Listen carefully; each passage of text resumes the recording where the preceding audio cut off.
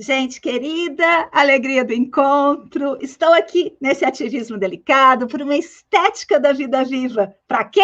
Hoje, para o grupo de estudos Artes Manuais e Gênero. Hoje, a gente está no nosso terceiro encontro, porém, a gente teve um vídeo extra demais. Se você não viu, veja, vai estar na descrição desse nosso vídeo aqui, o caminho para lá. Olha só, vamos começar então? Vou começar dizendo das ações do ativismo delicado nesse semestre. Então, demais, todos aqui no canal, às quartas-feiras. Artes Manuais e Gênero, grupo de estudos, que é esse que a gente está agora. Tenda Filosófica, conversas por uma estética da vida viva. Vida Beguine, afiação como modo de existir. E o valor do feito à mão, a questão do preço nas artes manuais, também um grupo de estudos. Se você... Ah, não, é lá no final que eu falo isso. ou pulei? Não pulei, não.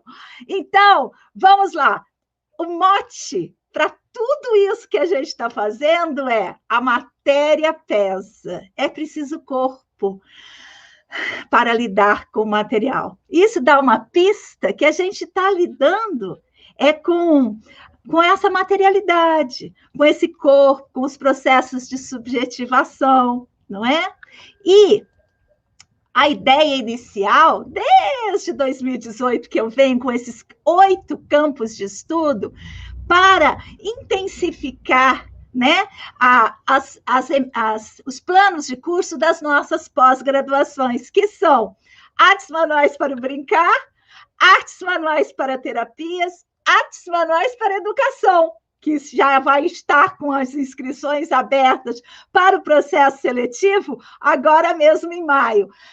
E o currículo dos trabalhos manuais na educação steineriana. Todas elas, exceto artes manuais para o brincar, já tem processo seletivo aberto. E em agosto, artes manuais para o brincar também vai ter. Muito bem, uma história. Minha experiência junto às questões de gênero. A gente tem que entender que, com o advento, né, do totalitarismo, o que é o totalitarismo? Aqui é dizer assim, aquilo que eu sou vale mais do que aquilo que você é. Reduzindo bastante é isso. A gente foi obrigada a recuar. A gente quem? Quem estava trabalhando pela diferença, né? Onde cada um é diferente, uma pessoa diferente da outra, todas com lugar ao sol. Esse pensamento da diferença não lida com categorias estanques. Por exemplo, gênero, raça, classe, não lida com essas categorias. Por quê? Porque essas categorias, dentro delas mesmas, também têm muita diferença. Quer ver? Movimento feminista, questão de gênero. Dentro do feminismo tem muitos feminismos. E dentro de cada um desses feminismos, cada pessoa é diferente. E quem trabalha nas filosofias da diferença, olha para cada pessoa. No entanto, num regime totalitário, que é o que a gente vive agora, né? Nesses regimes totalitários, você precisa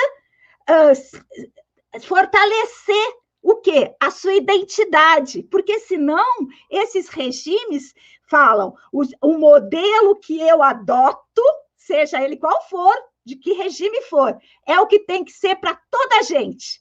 E é isso a gente não pode. Por isso, nós, das filosofias da imanência, das filosofias da diferença, abraçamos as causas identitárias agora, porque juntos somos mais fortes. Assim que a gente conseguir ultrapassar esse totalitarismo, a gente volta a olhar para cada um. Como Rudolf Steiner fala, né, em se tratando de religião, ele fala assim, uma religião para cada pessoa, um feminismo para cada pessoa. Não, agora eu estou fazendo já. Ele fala assim, uma religião para cada pessoa. Isso é o melhor, porque cada um tem seu jeito singular de olhar para o mundo, de pensar o mundo, de estar no mundo, e isso precisa ser legitimado. E a gente pode transferir isso para as questões de gênero, por exemplo, um feminismo para cada pessoa, né? Porque cada uma de nós trabalha, digamos assim, essa questão de gênero de uma maneira. Bem, me estendi um pouco aqui, mas achei que era importante dizer isso. Bem, aí também, né, um modo de ver. O modo como a gente vê, agora falando das artes manuais, o modo como as artes manuais são vistas, né, pela academia, pelos feminismos, muitas vezes esse modo ele recebe um preconceito. Por quê? Porque os elementos que a gente lida, a casa, né, o fazer manual, eles são elementos ditos assim menores, elementos desqualificados, elementos que representam justamente um certo modelo totalitarista de pensar. Só que um modo como a gente vê a casa e as artes manuais, assim como as crianças, isso quando a gente lida com crianças, isso também é fato, difere da maneira conservadora, totalitária de lidar com esses assuntos. Apesar de estarmos falando da mesma coisa, dos mesmos, digamos assim, entre aspas, objetos, o modo como a gente os vê é totalmente diferente dos conservadores. Uma necessidade, já até falei, eu não lembrava dela aqui, a atualização do plano de curso da pós-graduação. E aqui eu quero contar uma novidade. Uma das nossas integrantes aqui faz parte do colegiado da coordenação pedagógica da 4ª turma da pós-graduação Artes Manuais para Educação. Um colegiado composto de mulheres incríveis, com essa pegada, digamos assim, jovem. E aí eu estou adorando aprender com elas. E esses nossos grupos de estudo são sustentação para mim, para esse aprendizado e para a gente colocar no mundo de forma efetiva através das nossas pós-graduações. Uma vontade, claro, fazer do conhecimento o mais potente dos afetos e ver as artes manuais da casa junto aos movimentos feministas. E eu tenho companhia, vocês já sabem, mas eu vou falar de novo, vou trazer, porque pode ter gente aqui pela primeira vez. Eu tenho comigo a bordadeira, mãe do Jerônimo, Célia Letícia Gouveia Collet. Acho que é assim que fala o sobrenome dela. Sabia que eu nunca lembro de perguntar antes? A Célia, ela é filha da Heloísa e neta da Célia e da Letícia, contadora de histórias, professora de antropologia da educação na Universidade Federal Fluminense, Rio de Janeiro, Brasil. Doutora em antropologia social pelo Museu Nacional, lá da Universidade Federal do Rio de Janeiro, a sua alma mater, não é? Especialista em terapias através do movimento pela faculdade, qual? Angel Viana, ai que beleza! Coordenadora do projeto de pesquisa Antropologia e Educação Intracorporal, olha que interessante isso, do projeto de extensão Experimentações em Antropologia, Arte, Intracorporalidade e Educação, e do projeto Na Borda. Tem também aqui com a gente a Gabriela Drosina Frones Balizozio. Essa eu vou precisar. Baliozio. Deve ser assim. Depois eu quero esses sobrenomes todos aqui falados em voz alta. Gabriela, porque a gente chama de Gabi, né? A gente chama de Célia. Bem, enfim. Gabriela é educadora feminista, guardiã dos saberes da casa. Olha que lindo título. E, em breve, especialista em artes manuais para educação. E agora, coordenadora da pós-graduação Artes Manuais para a Educação. Assim que ela se formar, já vira coordenadora. Por quê? Porque todo o nosso elenco de docentes, coordenadoras, equipe, é da nossa gente, de quem entende. Quem ainda não experimentou a potência que é ver a sua aluna transformando-se em docente, recomendo. Muito bem. Tem se dedicado a pesquisar narrativas múltiplas de formas de vida, livres de opressão, para com todos os seres do planeta. Nos dias em que o capitalismo ganha, borda, tricota, pinta e cozinha. Eita! Muito bem! E conosco também, olha ela, Isabela Maria Albuquerque dos Santos Carneiros. A Isabela não sabe, mas eu sou Albuquerque por parte do pai também. Muito bem. Eu acho que eu já contei isso para ela. Costureira, bordadeira e licenciada em Ciências Sociais e Arte Educadora. Trabalha com crianças e é monitora do curso de formação clínica em terapias psicoexpressivas na Casa da Esquina, lá no Grajaú, no Rio de Janeiro. Professora convidada na disciplina Antropologia através do bordado. Na Universidade Federal Fluminense, Niterói, Rio de Janeiro, a partir da monografia, olha que lindo, O Avesso do Bordado, da Arte Doméstica, a Universidade Pública pesquisa gênero e bordado com um olhar voltado para políticas e saberes do corpo. Muito bem, que beleza. A gente está aqui nesse grupo e você também pode participar através da descrição desse link. Você clica em grupo de estudos e se inscreve, ou para participar das gravações, ou para apoiar o nosso trabalho. Muito bem. Um estudo. A gente fez um caminho difícil, vou te falar, viu? É muita pesquisa. Terra, se você não viu, veja.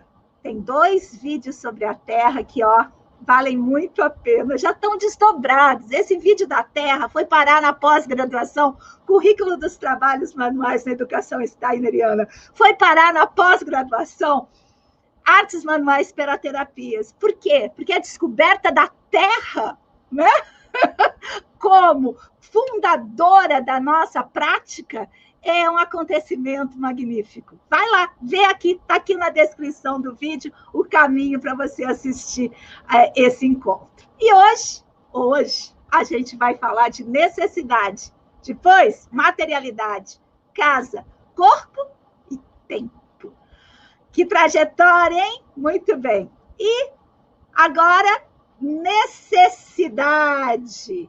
Muito bem. Eu vou tirar aqui onde é que eu estou, ou que eu estou, ou que eu vou. Isso. Vou tirar aqui e trazer as nossas queridas. Opa! Aqui, está aqui a Isabela também. Minhas queridas, como estão? Opa, Isabela está aí. Tá? Tá. Olha lá, tem alguém com a gente aqui, a Renata Mateoni, dando boa tarde, acompanhando vocês enquanto faço um travesseirinho de Marcela. Delícia! Muito bem, vamos lá então, queridas. A gente combinou uma ordem, então, começa a falar, então tem que mudar de lugar, né? Vou colocar a Célia aqui, mas antes vou perguntar, como vocês estão? Tudo bem? E, por favor, me digam os sobrenomes para eu não ficar nessa confusão sem fim.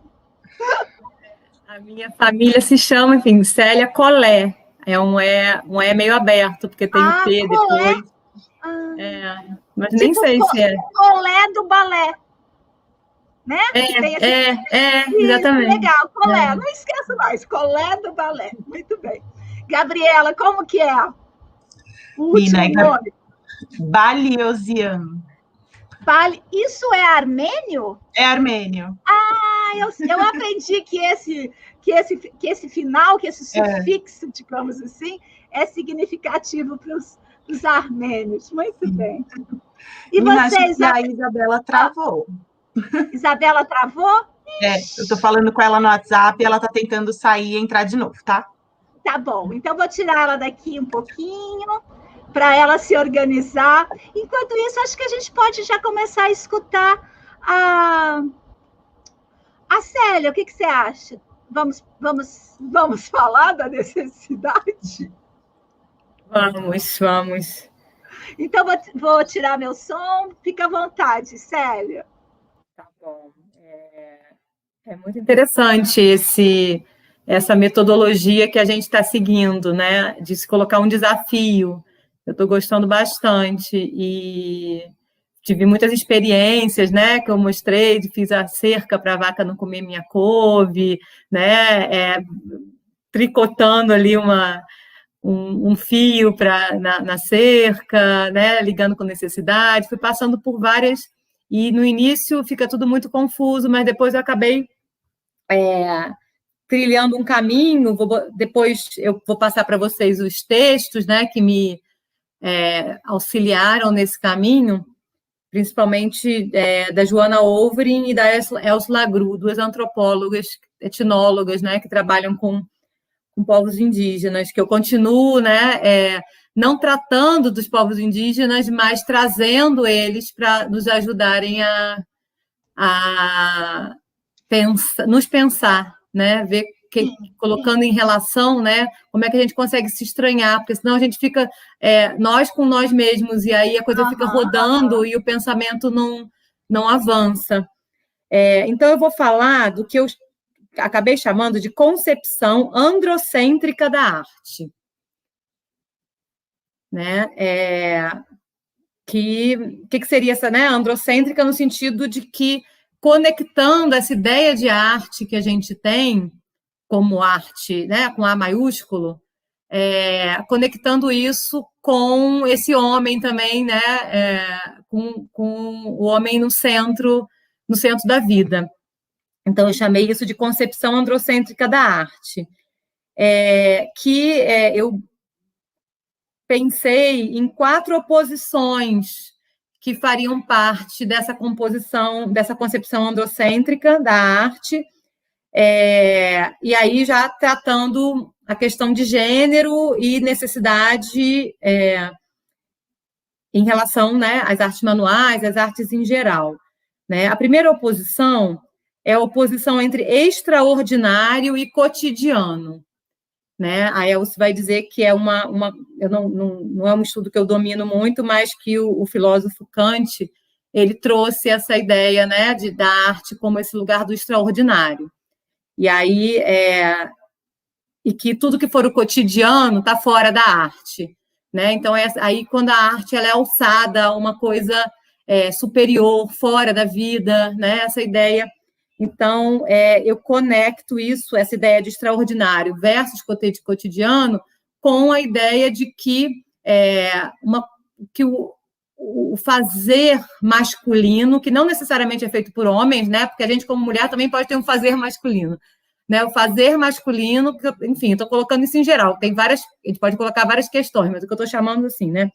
E esse fazer cotidiano ligado ao feminino, que também pode ser feito por homens e mulheres, né? Mas, enfim, marcadamente na nossa sociedade, claramente com gêneros, né? Então, assim, mesmo que tenham mulheres na arte, tudo, se sobressaem os homens, no final das contas, né? E mesmo que tenham homens no cotidiano da casa, do cuidar dos filhos e tudo, majoritariamente ainda na nossa sociedade um campo povoado pelas pessoas subjetivadas como mulheres. E é interessante, porque as mulheres são exatamente... A definição de mulher talvez seja essa, né? A pessoa que é subjetivada pelo cotidiano. Né? Pensar isso eu acho interessante. Né? Então, essa é uma primeira ideia de arte que já tem uma hierarquização. Né? Agora foi muito preciso da sua parte. Você pode repetir a definição de mulher que você trouxe para nós? Posso tentar, porque eu acabei de trazer, de pensar isso agora. A pessoa que é subjetivada pelo cotidiano. Pensar mulher como a pessoa, ou seja, homens ou mulheres biológicos, identificados com sua biologia ou não é isso? Que são subjetivadas pelo cotidiano. Ai, que lindo. Então, pronto, vou anotar. Então, essa seria uma primeira oposição e uma oposição hierárquica, né? O extraordinário sempre sendo superior ao cotidiano e o homem ficando do lado do extraordinário e a mulher do lugar do cotidiano. Então, sempre essas oposições a gente vai ver uma hierarquização, né? Aí, uma outra oposição importante é o contemplar em oposição ao usar, né? Então, essa arte com A maiúsculo, essa arte que importa, essa arte que é reconhecida como arte, estaria nesse campo da contemplação, né? Uma coisa que você acha bonita, que te toca, que está no museu, enfim, né? E em oposição ao uso. E aqui eu já começo a trazer a nossa questão, não estou longe, não, a questão da necessidade, né? Então, o que a gente faz, se você faz uma rede, se você faz uma colcha, se você faz uma panela, se você faz uma comida, né? Essa arte, uma arte do uso, né? do prático, né? E isso também foi também as nossas mulheres, né? As mulheres, é isso que constitui a subjetividade das mulheres na nossa sociedade, né? Enquanto essa ideia de contemplação, de arte maior e tudo, é uma ideia que eu estou chamando ligada com essa concepção androcêntrica de arte, né? Aí, quanto a isso, eu já queria trazer algumas ideias de estudo sobre povos indígenas para mostrar um pouco, contextualizar, porque para os indígenas não existe essa diferenciação entre uso e contemplação.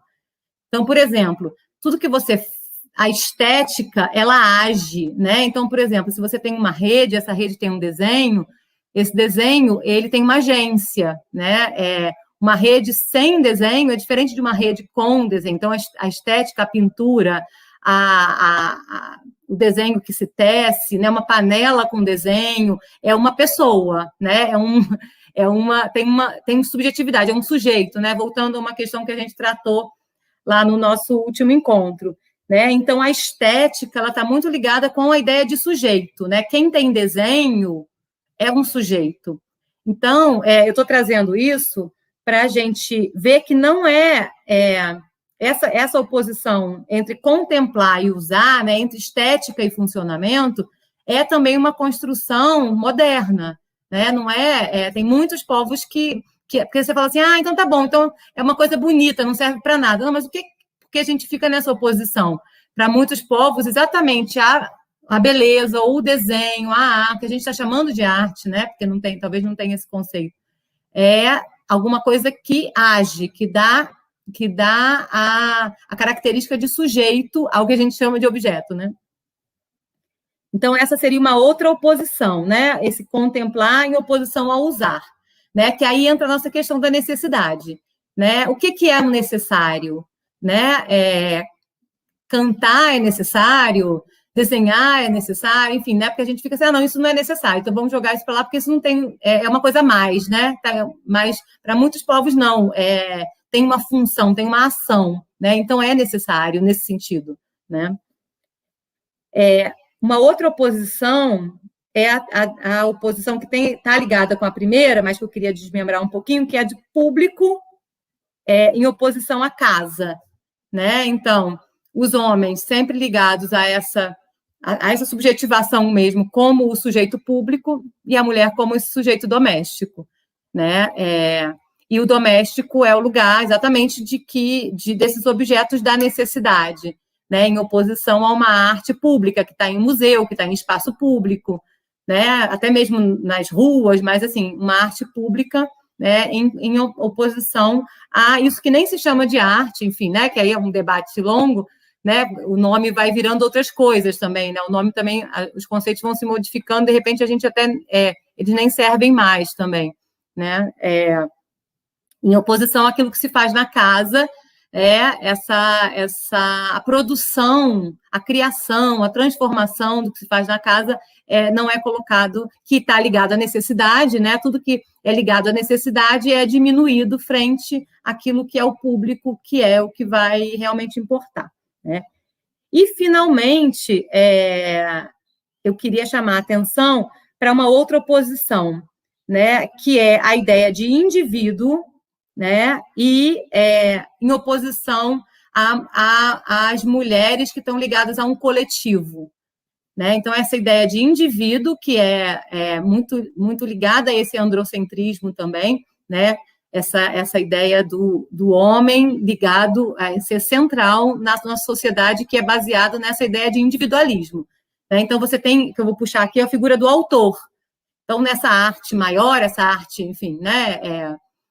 Que é da contemplação, né? Que talvez desnecessária, enfim, né? Essa arte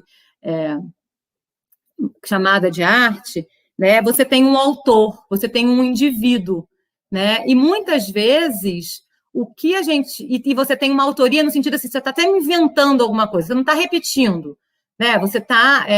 o autor, o mais importante artista é aquele que cria e o outro vai criando, então tem sempre uma ideia de autoria e de inovação.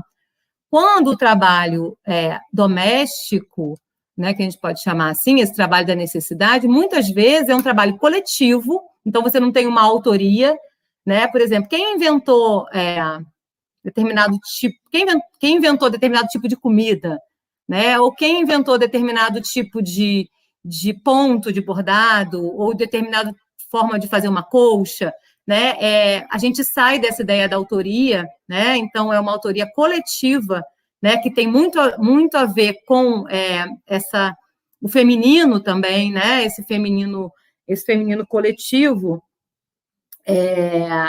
E isso é importante nesse sentido de muitas vezes também ser desvalorizado. Então, você não tem assim, então você não tem um prêmio coletivo, né? Enfim, se você não é um autor, você não tem uma significância também, você não tem uma importância.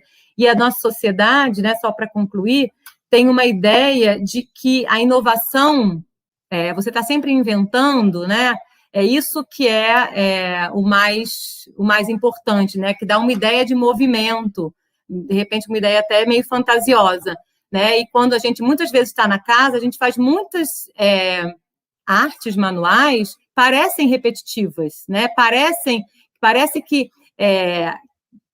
não tem uma criação ali. Só que eu acho que eu estou convidando a gente aqui para pensar assim, como que a gente cria no que está parecendo que é o mesmo, né? Com essa ideia que foge da autoria, né? Então, enfim, a minha ideia era tangenciar essa ideia da necessidade, talvez não tenha tocado mesmo no centro, talvez, mas a gente está aqui também buscando caminhos. E eu acho que esses caminhos são importantes, são todos temas importantes para a gente pensar essa ideia da necessidade, ligado principalmente à ideia de uso, de funcionamento, né, do que não funciona, do que não tem serventia, né? Então, é isso. Nossa, você foi, na minha opinião, muito precisa, Célia, muito precisa. Fundou, né?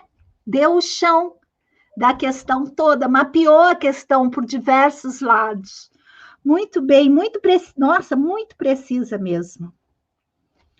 Quem é agora? Depois a gente conversa mais, né? Oi, pessoal, boa tarde. Peraí, deixa eu colocar aqui tá. E aqui. Pronto, oi, Isabela, agora é você. Pronto, agora eu tô grandona. Então, eu tinha travado antes, né? O computador é uma loucura, às vezes ele sabota a gente, mas estou aqui. A fala da Célia foi maravilhosa e eu acho que as falas sempre acabam se completando, porque quando veio esse tema de necessidade, eu fiquei pensando muito no o que é necessário, né? O que faz a necessidade. E eu tive até uma conversa com a própria Célia para pensar por onde eu ia começar, porque a primeira coisa que eu acho que a gente acaba caindo é no necessidade da arte. As artes manuais, elas são necessárias por quê? Tem muitas funções ali, né? Porque a necessidade está atrelada a essa coisa do funcionamento, para que serve, né? Essa é a realidade. E aí, o primeiro, né, eu pensei num aspecto muito terapêutico, de como a arte, ela transforma, como ela é funcional numa coisa terapêutica, tanto tem arte terapia, se a gente for pegar uma perspectiva mais psicologia junguiana, psicologia analítica, também vai ter a questão da arte como forma de expressão, então a arte também expressa. Só que quando a gente também fica nessa coisa de pensar nessa arte, assim, pode acabar fugindo do que a gente está falando aqui agora, que é dessas artes manuais, que, na verdade, elas são vistas não como arte, que é também o que a Célia acabou falando, e sim vistas como uma espécie de artesanato. Então, acaba que nessas diferenciações, a arte acaba entrando muito nesse lugar do olhar, da coisa de ser a escultura, a arte única, e o artesanato muito nessa coisa repetitiva, de fazer várias vezes. Eu até fui buscar essa coisa do que significa o artesanato, só que o artesanato ele também tem uma função cultural. E quando me veio pensar tudo isso, minha história veio junto. A minha família ela é de Maceió, e quando eu fui para lá, já inúmeras vezes, eu fui num lugar que chama Pontal da Barra, que é um pavilhão, um bairro, milhares de coisas, que tem artesanatos, que chama, só que ele é caracterizado pelo bordado de filé. Bordado filé, né, como chama. E esse bordado filé, ele é considerado um patrimônio imaterial até de Alagoas, porque não só em Maceió, como em outras cidades, até Marechal Deodoro, que é do lado. E ele, como patrimônio imaterial do Estado, ele tem essa função cultural, mas ele também tem uma função que é uma necessidade econômica, que é aí que eu queria chegar nesse ponto da necessidade, porque esse bordado, assim como uma grande parte das artes manuais e artesanais, tem muito essa característica de ser muito feminino. Você vai ver, eu, assim, na minha presença, na minha vivência ali de olhar, eu vi um homem só fazendo o bordado filé dentro das lojinhas, das barraquinhas, e algumas pessoas que eu conversei falaram que nunca fizeram um curso de bordado, filé ou coisa do tipo. É passado da mãe, da avó, e assim vai. Muitas vezes cria-se um negócio de família, e que famílias são sustentadas por essas mulheres, que são mulheres bordadeiras, rendeiras também que chamam, né? Porque fazem uma tipo de renda. E eu fiquei pensando muito nessa necessidade, que é a necessidade de onde essa arte manual, ela acaba que tem uma função extremamente necessária, que é a função de vida, e não só a de vida, de sobrevivência, como criar um patrimônio num estado. Cria-se um grande algo turístico também, né? Porque acaba que as pessoas que vão lá vão também atrás para conhecer o que é esse trabalho manual, e cria até uma visibilidade num lugar que às vezes nem seria tão visível assim, porque também tem esse ponto das pessoas desqualificarem, não valorizarem esses trabalhos manuais. Então foi se criando uma necessidade, né, ali de vou começar a fazer o bordado, vou vender, e foi criando um espaço voltado para isso, que é um espaço predominado por mulheres que sustentam suas famílias. Hoje em dia também, eu fui até pesquisar isso, eu tenho algumas monografias e artigos que eu vou até mandar depois, porque eu peguei vários, assim, para pegar várias informações. Porque também é difícil de achar, porque é uma coisa muito engraçada, que a gente vê como às vezes é difícil a gente pesquisar sobre artes manuais, porque as pessoas não pesquisam, e você tem que procurar várias pequenas fontes, enfim. E eu vi como essa parte do artesanato e desse bordado filé é uma das maiores fontes econômicas dos artesãos e artesãs de lá. Então, acaba que o necessário é o necessário mais básico possível, né? O que é necessidade? A necessidade é viver também, a gente precisa viver. As pessoas que fazem, as pessoas, principalmente mulheres, que fazem esse bordado, que fazem essa arte, assim como várias outras, fazem também pela necessidade, não só por uma coisa, vou fazer para relaxar, fazer só porque gosto. Gostar deve vir junto, mas essa necessidade vai se fazendo, vai sendo uma grande pulsão, né? A pulsão também da necessidade econômica.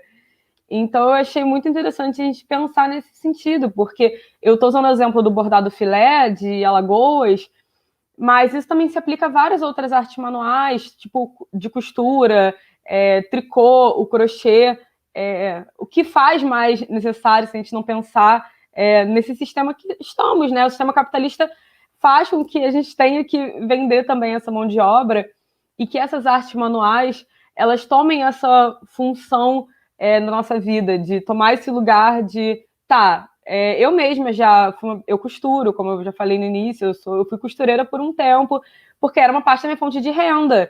Então, assim, eu amo costurar, eu amo bordar, eu amo as artes manuais, mas era necessário também porque a minha mão de obra se tornou necessária para parte da minha vida, que é a minha vida econômica. Então, eu achei muito importante a gente trazer esse sentido do que é necessário, e muitas coisas vão se construindo nesse processo dessas artes manuais. Obviamente, o gostar, o aprender a você criar uma habilidade maior e você ter um lugar de desabafo quase. Quando você faz as artes manuais, você acaba se expressando, e essa expressão ela é uma expressão que alivia, que tira vários pesos da gente, que, enfim, tem uma ótima função psicológica, se formos parar para pensar, né? Então, eu acho que quando a gente fala dessa necessidade, são muitas necessidades, é muito, muito necessário. É isso que a gente tem que pensar, no final é muito necessário. Muito bem, muito bem. Puxa vida. É lindo, né, gente, isso que a gente faz? Não, vou falar. Essa produção de conhecimento, né? Você põe uma palavra e aí chega por caminhos. Vamos ver que caminho que a Gabriela trouxe. Obrigada, Isabela. Deixa eu mudar aqui a Gabriela de lugar e fazer assim. A palavra é sua, querida. Obrigada. Boa tarde. Nossa, gente, como é bom ouvir vocês, né, e compor esse pensamento junto, porque conforme vocês vão falando, eu vou sentindo que às vezes tava faltando uma pecinha que alguém traz, sabe? Eu acho que a gente circulou por muitas coisas parecidas, assim, e na verdade o meu processo foi bem duro, foi bem difícil, assim, porque acho que o primeiro exercício que a gente faz é ficar pensando, né? Essa palavra da necessidade, ela tem muitas nuances, né? Ela tem uma carga grande, né? A gente pensar o que é necessidade e tentar ficar encontrando, como a Isabela falou, né? Se a gente vai ficar pensando, parece que a gente vai só tirando. Isso não é necessidade, isso não é necessidade, isso não é necessidade, isso não é necessidade, tentando chegar, assim, num núcleo que a gente vai olhar, isso aqui, essa pedrinha. Mas, enfim, o meu pensamento, em primeiro lugar, ele foi muito para uma lógica de mercado também, né? Foi interessante a Isabela ter trazido isso do bordado, porque a gente olhou para a mesma coisa de formas diferentes, assim, né? Então, o meu olhar para o mercado foi mais para olhar para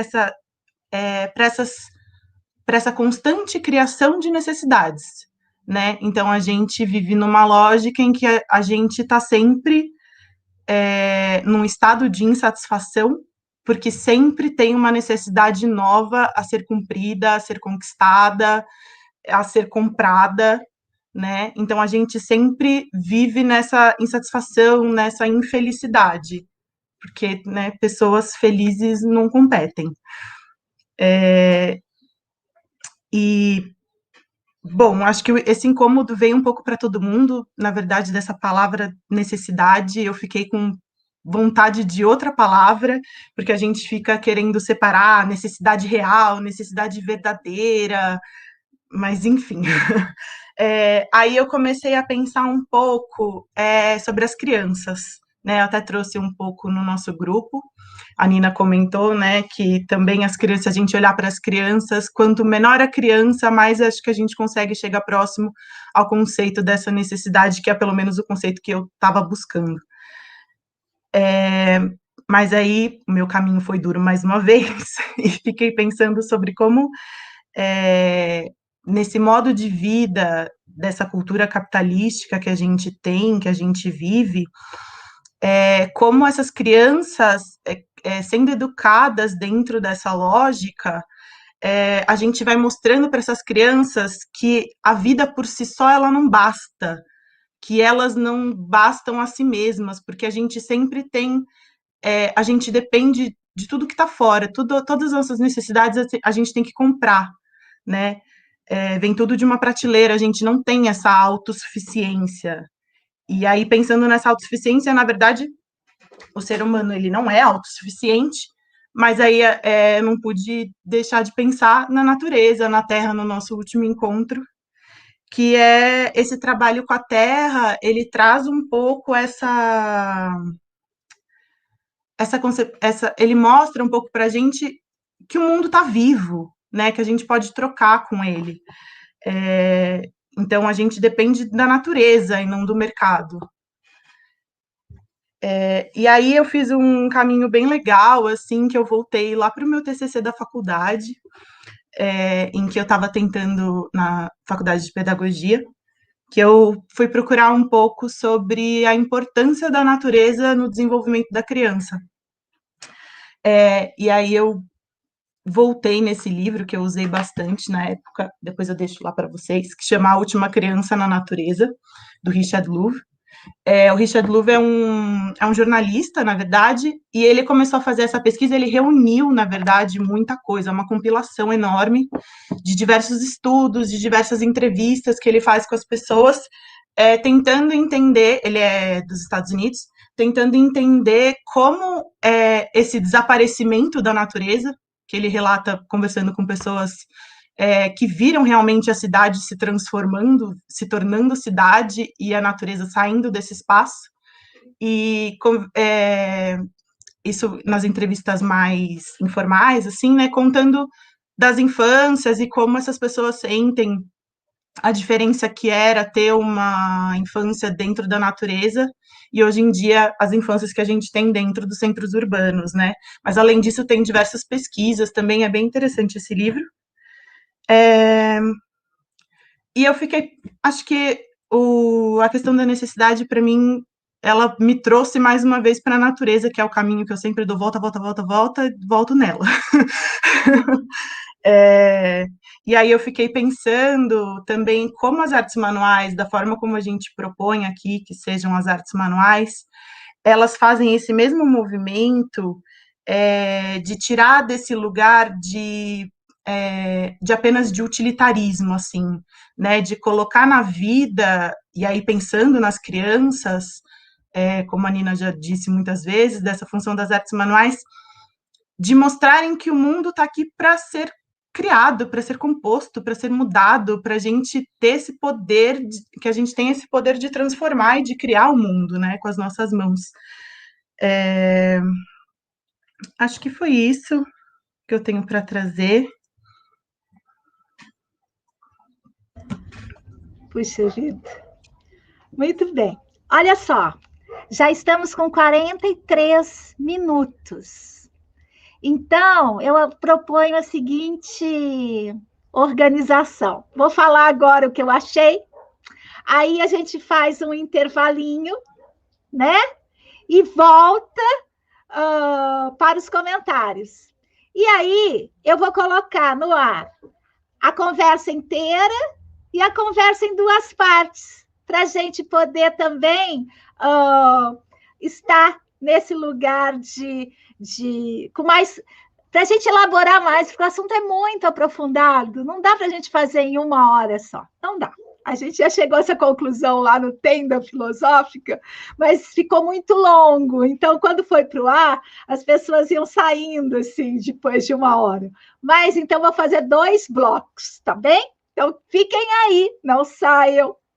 Continuem com a gente, porque o assunto é muito importante para a constituição do pensamento em artes manuais, com hífen. Muito bem, então eu vou trazer o meu, mas para isso eu vou pedir licença para vocês para compartilhar uma pesquisa que eu fiz. Sabe por quê? Eu comecei a pensar muito nesse assunto, que é um assunto que eu penso demais mesmo, sempre. E aí, a primeira coisa... Opa, acho que não, tá certo. A primeira coisa que eu pensei, primeiríssima, foi qual seria a capa do nosso encontro. Que imagem! Isso me tomou de um tanto que eu quase não consegui pensar mais nada a não ser na capa. E eu fiquei, mas o quê? O quê? O quê? O quê? E aí eu fiz várias pesquisas de imagem e eu queria começar com isso. Faço as pesquisas de imagem que eu vou trazer para vocês aqui, tá bem? Então, vamos ver se eu acho aqui. Peraí, calma, vai dar tudo certo, eu acho. Muito bem. Então, eu cliquei lá, necessidade. Vamos ver o que vai aparecer, tá bom? Fui selecionando algumas coisas. Primeira coisa que apareceu, a necessidade é a mãe da invenção. Parece bobagem, mas eu fiquei com isso. Fiquei pensando nisso. E quando eu escuto vocês, eu volto nesse lugar, né? Que é um lugar muito importante para nós nas artes manuais. A técnica nasce de uma necessidade. Mas aí, só anota aí, vou continuar. Vamos em frente. Aí veio, finalmente, de todas as coisas, eu coloquei essa. Eu não sei ainda, vou ter que ir para o analista. Aliás, esses grupos de estudo estão me levando para esse lugar da análise, porque como mexe comigo. E aí eu fiquei olhando para essa foto, ela me pegou de um tanto que só Jung explica. Muito bem. Aí, aí, necessidade, a definição aparece também nas imagens. Olha só, característica ou particularidade do que é necessário, essencial, aquilo que não se consegue evitar, inevitável. E olha o exemplo que eles dão. Comer é uma necessidade. Muito bem, vou em frente. Aí começa. Olha a dicotomia. Desejo para um lado, necessidade para o outro. Né? Necessidade para o outro. Isso aparece muito, muito, muito. E aí, olha lá, a necessidade e o desejo. Olha essa imagem muito importante, né? Dá uma leitura semiótica muito interessante. Aguardando aí. E aí, claro, vem os tais das pirâmides, né? Usadas por quem? Que vocês já citaram na fala de vocês, na produção de necessidade. Olha como que essa pirâmide de Maslow foi ilustrada. Necessidades básicas, olha lá, comidinha, água, dormindo, olha os têxteis ali, tá vendo? Travesseiro de Marcela, que é a nossa espectadora, participante do grupo de estudos e interação está fazendo, a cobertinha, né? A manta, muito bem. Segurança, olha lá a casa, tá vendo a casinha ali? A casa, tá lendo um livrinho. Olha a ilustração.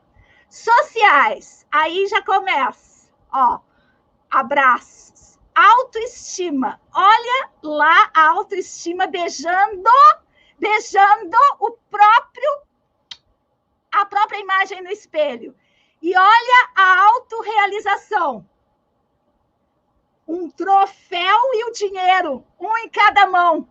Gente, necessidades humanas básicas.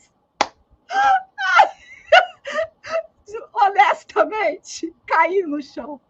Bem, aí, claro, isso tem várias outras coisas, eu vou falar rapidamente aqui. Então, necessidades básicas, as duas primeiras. Fisiológicas, alimento, roupa, têxteis, repouso, moradia, casa, segurança do corpo, do emprego, dos recursos, da moralidade, da família, da saúde e da propriedade. Parece escrito pelo tradição, família e propriedade. Isso está circulando. Isso é a primeira busca que a gente encontra lá. Necessidades psicológicas, amizade, família e intimidade sexual, estima, autoestima, confiança, conquista, respeito dos outros, respeito aos outros, necessidades de autorrealização, moralidade, criatividade, olha lá a criatividade, gente! Solução de problema, ausência de preconceito, aceitação dos fatos. Está tudo aí. É uma coisa impressionante. E olha só, essa eu trouxe só para vocês verem como não era preciso colocar, digamos assim, o saquinho de dinheiro lá na pontinha de tudo, né? Como é que daria para fazer outro tratamento gráfico. E olha lá, ou seja, para a conclusão da minha pesquisa, essa teoria, né, nos mostra que a maior motivação do comportamento do consumidor é a insatisfação de suas necessidades, uma vez que as pessoas compram determinada coisa a fim de satisfazê-la. E olha a ilustração. Uma moça tomando uma Coca-Cola. Eu fiquei passada com essa imagem aí. Muito bem. E vou terminar com o nosso Gandhi, mas que também tem uma questãozinha aí, né, de moralidade. Sempre houve o suficiente no mundo para todas as necessidades humanas. Nunca haverá suficiente para a cobiça humana. Bem, terminado isso, vou falar um pouquinho mais aqui sobre as minhas inferências. Ai, se é que precisa, né, gente? Não, mas agora eu quero trazer, digamos assim, o meu guarda-chuva teórico de frente para essa questão da necessidade. Então, vou começar com uma epígrafe. Uma epígrafe cantante. Você tem fome do quê? Você tem sede do quê? A gente não quer só comida. A gente quer comida, diversão e arte. Está lá nos Titãs, Arnaldo Antunes.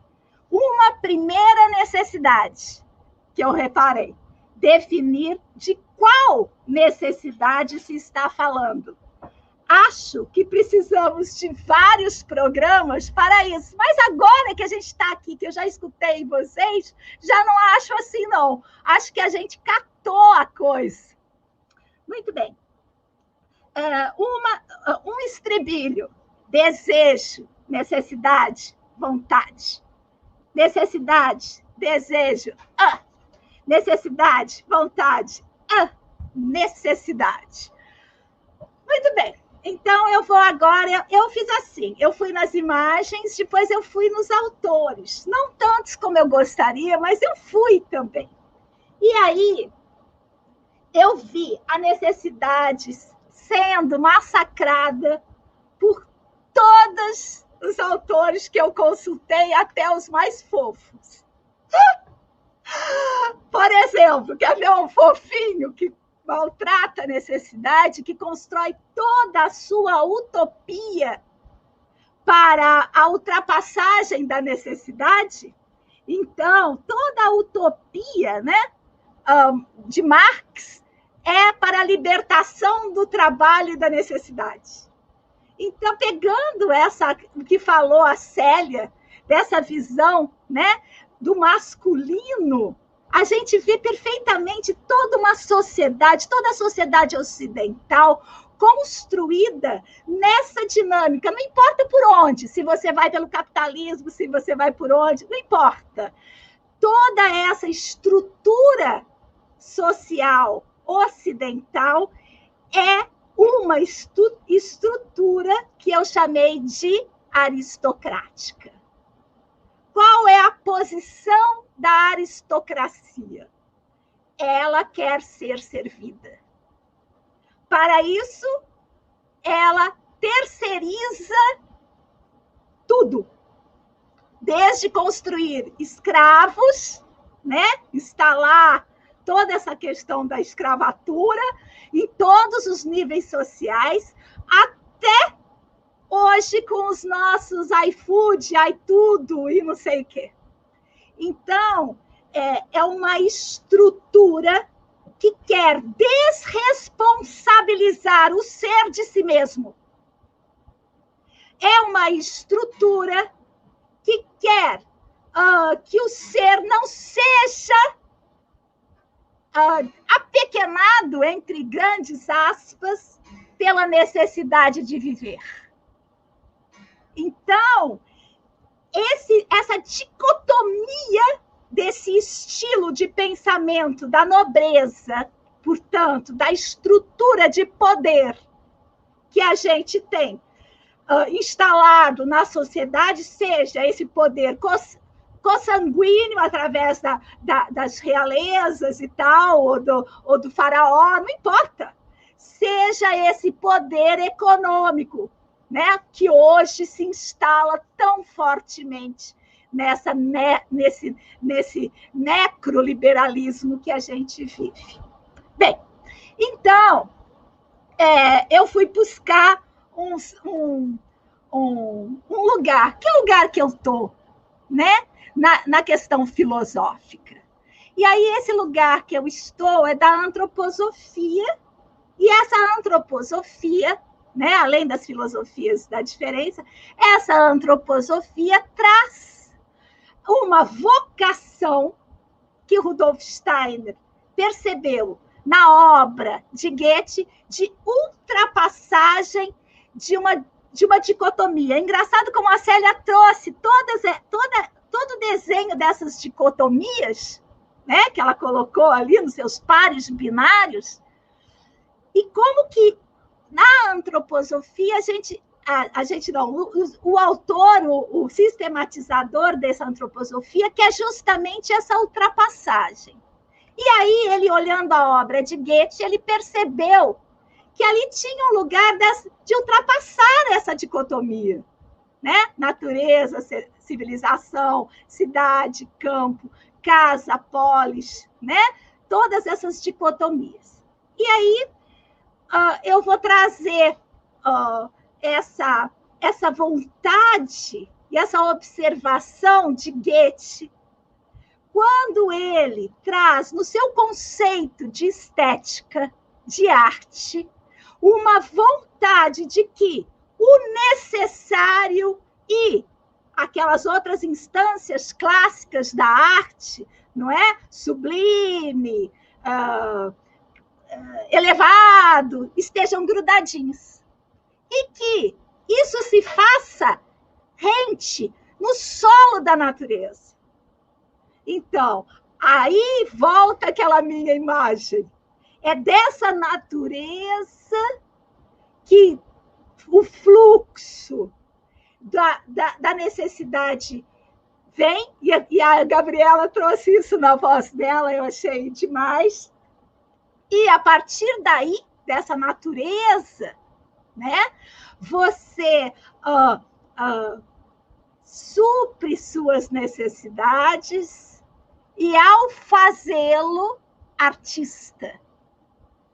Então, o conceito de arte, ele é um fluxo, um alinhamento. Então, para encerrar, que eu já falei demais, tem 1000 outras coisas que eu nem consegui falar porque eu viajei, mas vou colocar aqui uma definição provisória sobre de qual necessidade eu falo. Necessidade como aquilo que direciona o fluxo do ser no alinhamento ético, ou seja, o pensar, estético, o sentir, e político, o querer, né? A ação no mundo. Uma necessidade. Então, o que eu percebo como necessário para que a gente consiga, digamos assim, ultrapassar essa dicotomia que instalou um mundo paralelo, onde só o poder, seja ele econômico, seja ele de nobreza, tem acesso, que é o capitalismo. Para a gente ultrapassar isso, a gente nas artes manuais, claro que é o lugar onde a gente está, a gente tem que fazer uma transferência de erótica. Transferir a erótica do extraordinário, a erótica do phallus erectus, como apontou a Célia, para a erótica da vida, do necessário. O necessário tem que dar gozo, cobrir-se, tem que ser tão importante como expor. E mais, aqui na estética goetheana, a gente percebe aquilo que a Célia trouxe em sua fala, que é justamente como que as formas estão em composição direta com os processos de subjetivação. Tanto é que em toda a arte Waldorf, a estética, digamos assim, artística, ela é subjetivadora. E é justamente isso que trouxe a Célia na voz dos povos pré-capitalísticos. O que o capitalismo faz, ele compõe uma dicotomia, ele divide o ser em partes para governá-lo. Bem, uma pergunta. Como ter desejo pelo necessário? Né? Muito bem. Então, eu trouxe isso. Agora a gente está fazendo um pequeno intervalo e volta nessa mesma live debatendo. Pronto. Então é isso. Está aberta a palavra, queridos.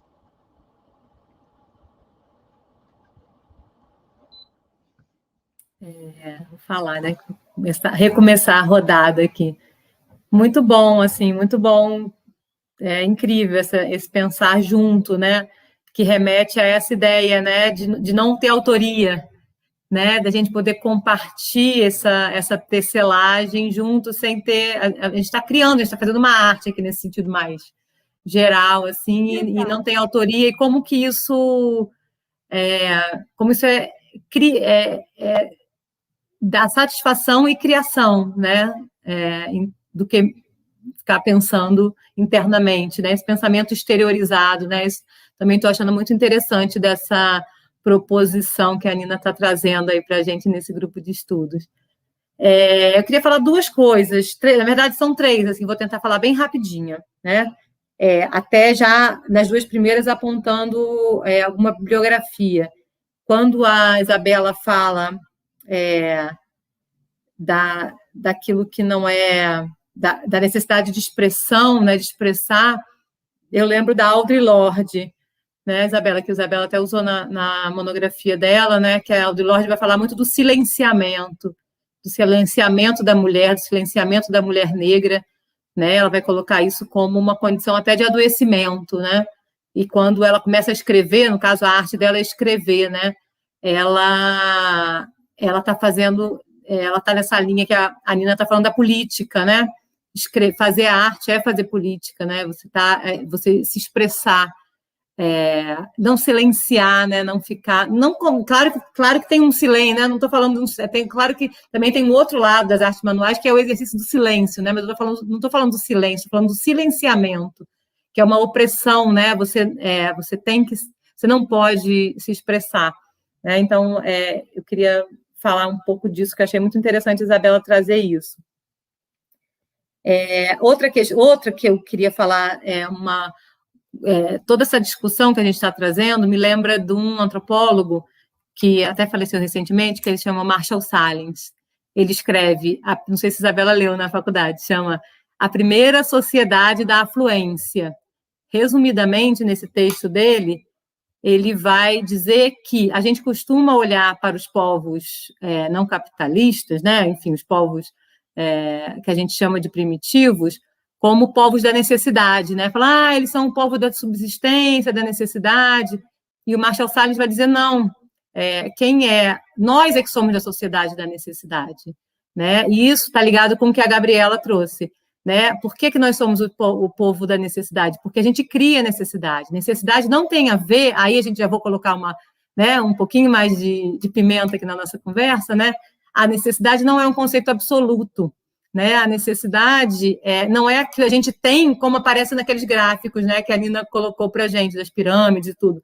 Não é que a necessidade ela já exista, né? A necessidade é uma relação entre aquilo que é criado como necessidade, né?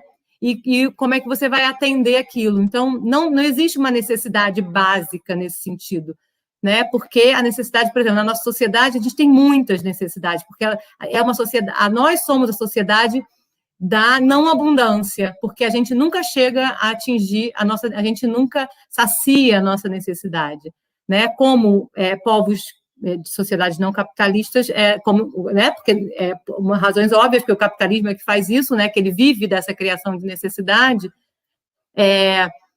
são povos que estão, enfim, se saciam, né? Então, estão saciados, porque a necessidade, ela não é inventada o tempo inteiro, né? Como, não sei, aquela que a gente vai correndo, né? Aquela corrida, você vai com sei lá, o osso na frente do cachorro, e ele nunca chega, porque ele também está andando e ele nunca chega lá, né? Então, essa ideia de uma necessidade relativa, né?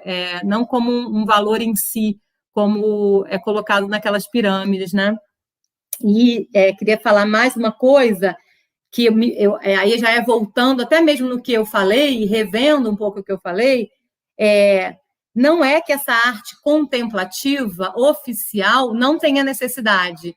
Isso, eu estou tentando rever uma ingenuidade minha também, né? É muito importante a gente perguntar qual é a necessidade para o capitalismo dessa arte maior, né? Dessa arte da exposição, né? Lembrando, sei lá, do Norbert Elias, né? Uma das possibilidades era isso, assim, ela cria essa ideia de cultura, né? Tem pessoas que têm cultura, outros não têm cultura, né? Ela serve ao mercado, ela captura a arte, o mercado captura a arte, né? Nesse mercado de arte, né? Então, acho que uma boa pergunta também é assim, não falar que essa arte contemplativa ela não tem necessidade, ela serve, pode não servir para a gente, pode não servir para quem está sendo explorado, mas para quem, para o capitalismo, e essa roda do capitalismo tem uma função e uma necessidade, eles têm essa necessidade de ficar rodando essa arte de mercado e essa arte com A maiúsculo, né?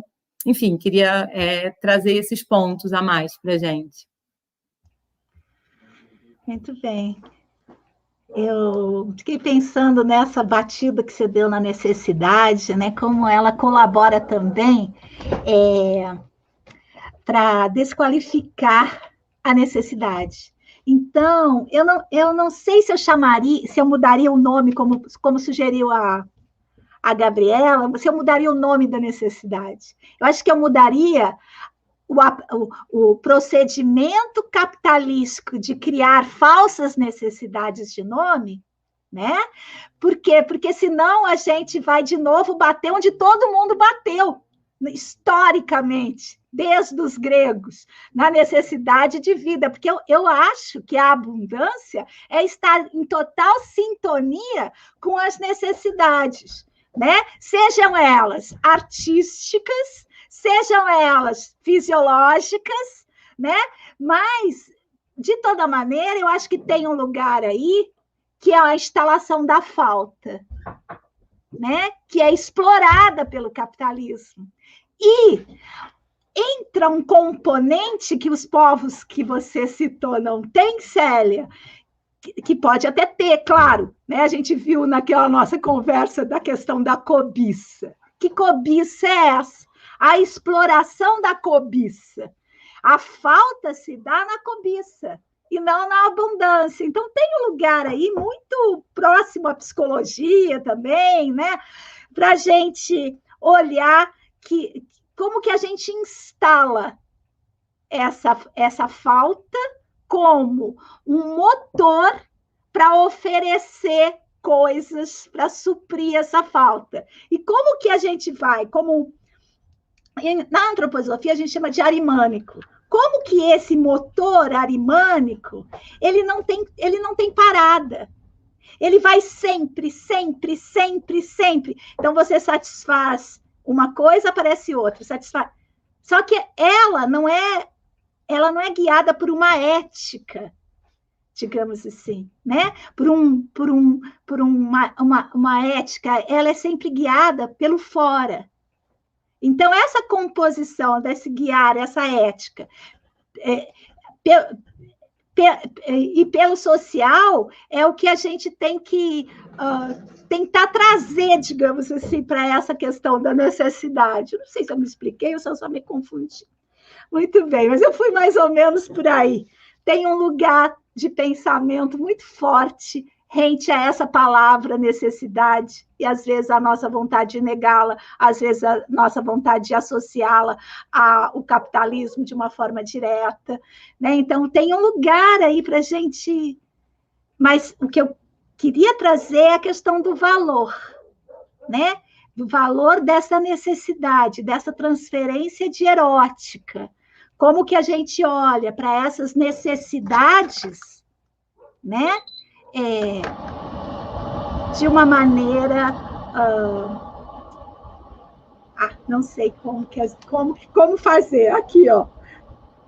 Como que a gente organiza isso nessa sociedade que a gente está vivendo, né?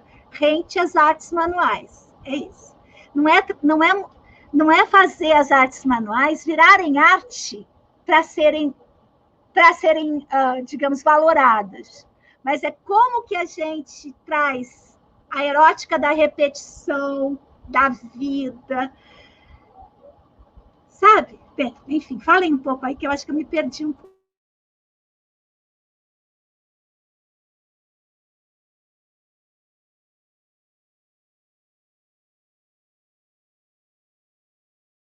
Não? Nada? Eu tava vendo se a Gabriela ia falar, eu achei que ela ia clicar, fiquei esperando. Você quer falar, Gabriela? Pode falar? Gente, eu não sei nem por onde começar. Eu tô assim... É difícil, né? A gente se perde. Eu me perdi, eu estava pensando, se eu falar isso, vai parecer aquilo. Se eu falar aquilo, vai parecer isso. Faltam palavras para eu tentar trazer esse pensamento para a Terra. E é o que eu quero. A gente vai encaminhando, porque não é um caminho curto de uma hora, né? Apesar de que eu já estou há muito tempo nisso, extremamente nisso no último mês. Mas vai ensaiando, Isabela, é um ensaio. Sim, não é um caminho fácil também. Eu cheguei a anotar um monte de coisa aqui que eu estava pensando. E eu vou... Sabe quando você vai anotando aquelas coisas assim? Tipo, caraca, o que é necessário, né? E aí, quando a gente entra nesse debate, eu acho que a Célia falou uma coisa muito importante quando ela fala que a necessidade não é algo absoluto, né? Não tem como a gente apontar uma necessidade, o que é exatamente. O que é necessário para mim pode ser muito diferente para Gabriela, para Célia, para Nina. E assim, cara... Ai, eu nem sei, assim, eu tô perdida, mas... Completando só o que a Célia falou sobre essa questão dessa necessidade, desse silenciamento, eu acho que é um ponto que entra muito no que a gente está vivendo agora, né? Porque essa pesquisa, né, esse estudo, até que ponto ele é necessário, mas é muito necessário o que a gente está fazendo aqui agora, esse debate de mulheres e sobre gênero e artes manuais é uma coisa assim que eu acho extremamente necessário e que implica muito nesse ponto da Audre Lorde sobre silenciamento, porque quando a Audre Lorde ela fala no ativismo dela sobre você se expressar, porque quando você não se expressa, tem essa possibilidade de adoecer, e na verdade a história dela é sobre um adoecimento e que ela passa assim, um tempo de doença praticamente remoendo o que ela não fez e o que poderia ter feito, e essa necessidade mesmo de você pôr ali para fora, porque é em vida que a gente tem que se expressar, é em vida que a gente tem que estar estudando, tem que estar fazendo. Então, assim, eu acho que quando a gente pensa nessa necessidade no nosso grupo e nisso tudo, a gente não ceder também esse processo de silenciamento que tentam fazer. A gente falar que a gente tem sim que estar falando disso aqui, e tem que estar expondo isso, e tem que estar nessa reunião, o que faz extremamente necessário. Então, assim, caraca, a necessidade é completamente subjetivo e ponto. Eu queria, quando fala assim, necessidade não é algo absoluto, tem uma coisa aí que ainda não acho que é isso. Porque tem um aspecto da necessidade que é absolutamente absoluta. Necessidade de comer, que é lá das básicas, necessidade de vestir, necessidade de se expressar, né? Então, eu acho que tem uma coisa ali, que a gente quer fugir dos absolutismos, dos universais, mas acho que tem uma coisa que a gente tem que levar, né, para também pensar nessa Terra, nesse planeta, nisso tudo, que é a necessidade de viver. E aí tem a necessidade de se expressar nessa vida. Pensei nisso, né? E aí volto de novo para os meus autores de referência. Essa necessidade de expressão, ela tem que estar em composição com então, expressionismo do lado, impressionismo do outro, essa composição, vou falar de arte Waldorf, de arte antroposófica, essa composição entre essa necessidade de expressar-se e essa abertura àquilo que vem.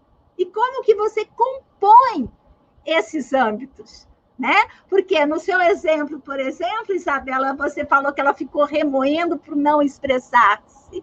Então, não houve esse no respirar, duas forças podem se encontrar. Né? Não houve esse lugar de interação, que é justamente o lugar onde a gente, ao falar de artes manuais, a gente não está falando de não criar objetos artísticos, mas de artistar a própria...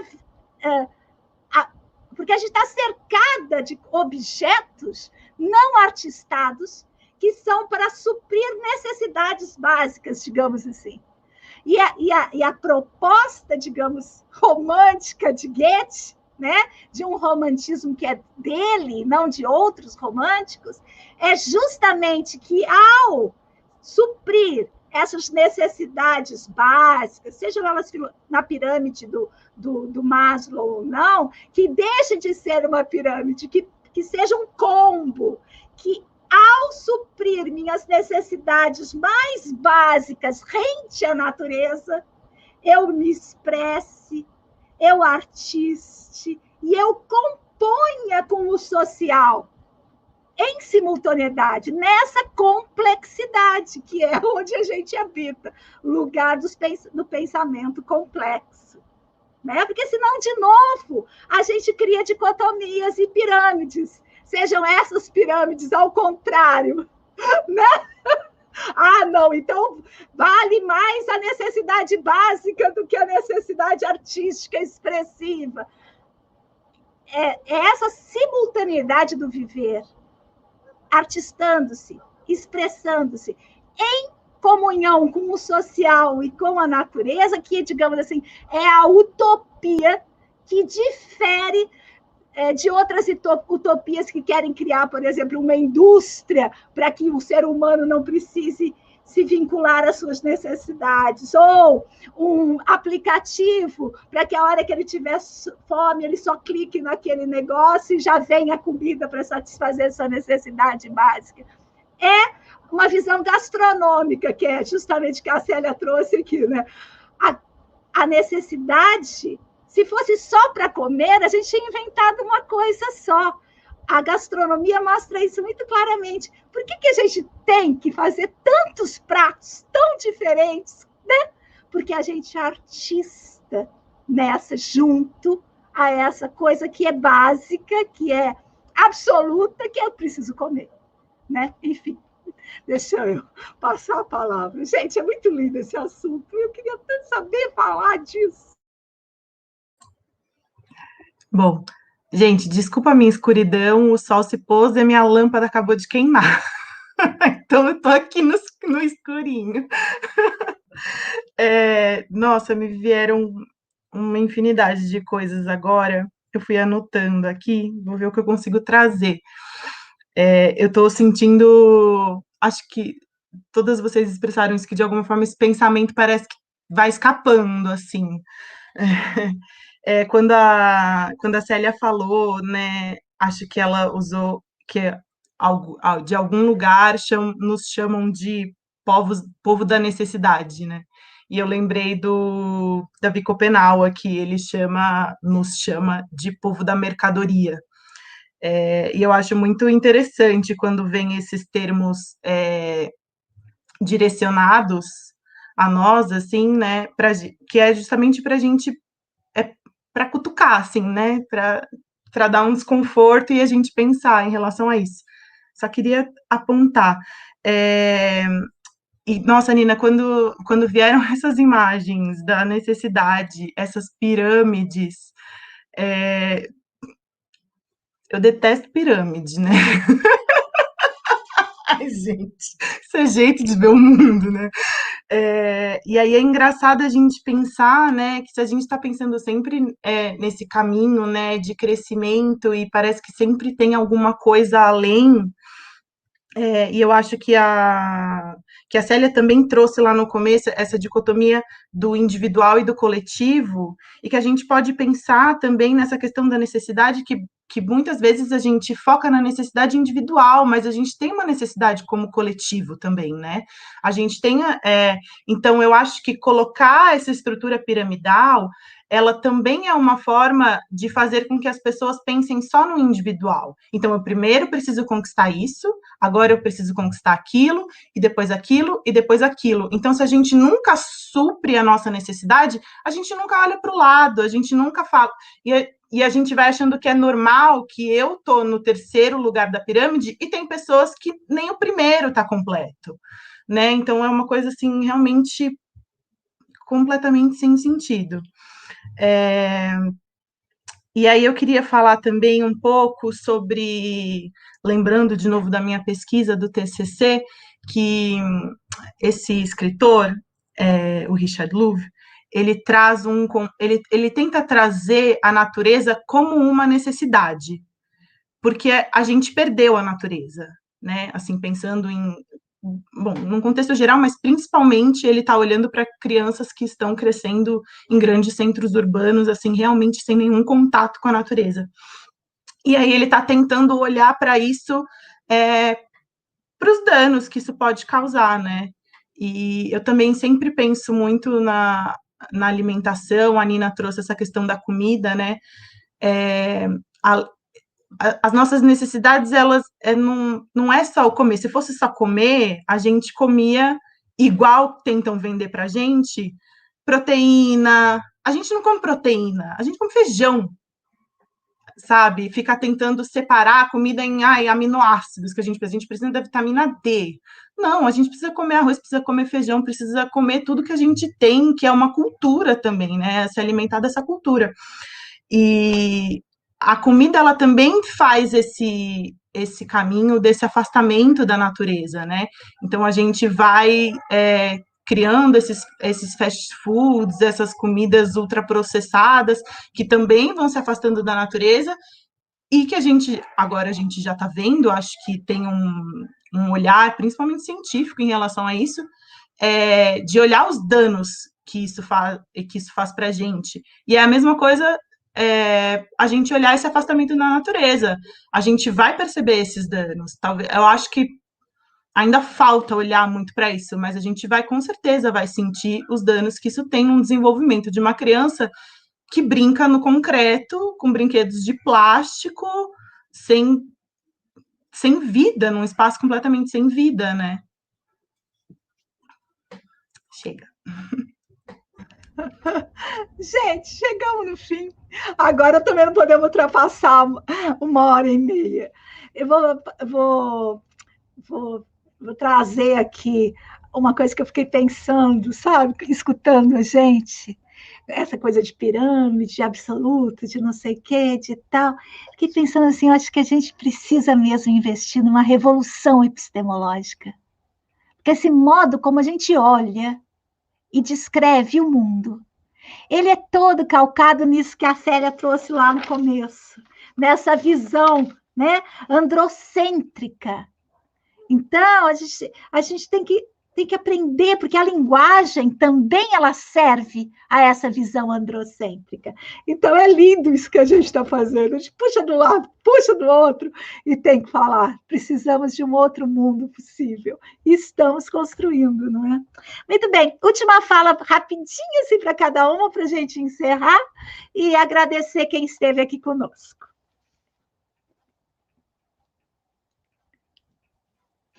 Ó. Agradecer muito essa nossa conversa, essa cabeça coletiva, assim, né? Esse corpo com muitas cabeças pensantes e trocando, e é uma necessidade, né? Uma necessidade, e o grupo está virando cada vez mais uma necessidade de estar junto e prosseguir nessa conversa, uma boa necessidade. E eu quero Obrigada. falar o tanto que esse grupo está inspirando outros pensares em outros caminhos, outros docentes. Tenho recebido feedbacks assim, muito interessantes, tenho visto. O negócio da terra foi revolucionário, sabe? Foi demais. Eu acho que essa necessidade a gente avançou também. Muito bem, está circulando a palavra. Obrigada. E também queria agradecer, é sempre bom poder estar aqui com vocês. É maravilhoso poder compartilhar, poder ouvir e poder voltar encucada, nossa, voltar assim com aquela coisa. A gente fica, meu Deus, olha isso aqui, eu vou pensar nisso para sempre, mas é ótimo poder pensar nisso. Então, obrigada. Muito bem. Agradeço demais, queridas. É maravilhoso estar compondo esse pensamento com vocês. Estou crescendo muito. Obrigada. Gente, então, agradeço demais. Apoie a produção de conhecimento por uma estética da vida viva e até a próxima. O que é depois da necessidade, gente? Deixa eu achar aqui. Ai. Materialidade. Ixi, já começou. Que luta! Fiquem aí, eu vou encerrar o nosso encontro e a gente fala um pouquinho dessa materialidade para sair da partida no pensamento desse mês, tá bom?